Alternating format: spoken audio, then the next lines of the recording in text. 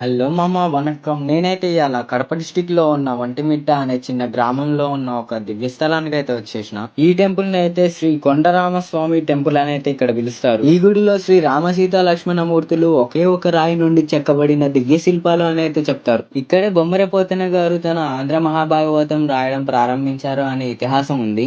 ఈ టెంపుల్‌కి అయితే 3 సింహద్వారాలు ఉంటాయి. ఇవి రాయితో తయారు చేసిన గోపురాలు. ప్రతిదానికైతే ఒక స్పెషల్ మీనింగ్ ఉంటది. ఈ టెంపుల్‌లో కొన్ని శిల్పాలు ఉంటాయి. ఆ శిల్పాల్లో శిల్పాకారులు భక్తి మరియు కళ ఎక్కడికి చేరిందో చూడటానికి అద్భుతంగా ఉంటుంది. ఈ టెంపుల్‌లో ఉన్న కొన్ని శిల్పాలు మనకి ప్రాచీన భారతీయ కళా సాంప్రదాయంలో ఉన్న జీవితం మొత్తం యొక్క దర్శనాన్ని చూపిస్తాయి. ఆ శిల్పాల్లో మానవ జీవితంలో ఉన్న ప్రేమ, సౌందర్యం, సంబంధం, భక్తి అన్నీ కలిపి ఒక సమగ్రతతో ఉంటాయి. శిల్పకారులు ఆ కళ ద్వారా మనిషిలో ఉన్న కామ, ఆర్త, ధర్మ, మోక్ష అనే ఈ 4 మార్గాలని ఒక రాయి మీద ప్రత్యక్షం చేశారు. ఆ శిల్పాల ద్వారా ఆ టైంలో ఉన్న open mind and spiritual understanding మనం అర్థం చేసుకోవచ్చు. అవి ప్రేమ అని, పాపం కాదని ఒక పవిత్ర బంధంగా చూసిన సంస్కృతిని చూపిస్తాయి. ఇక ఫైనల్‌గా చెప్పేదేందంటే ఇది ఒంటిమిట్ట ఒక గుడి కాదు. ఒక జీవిత దర్శనం.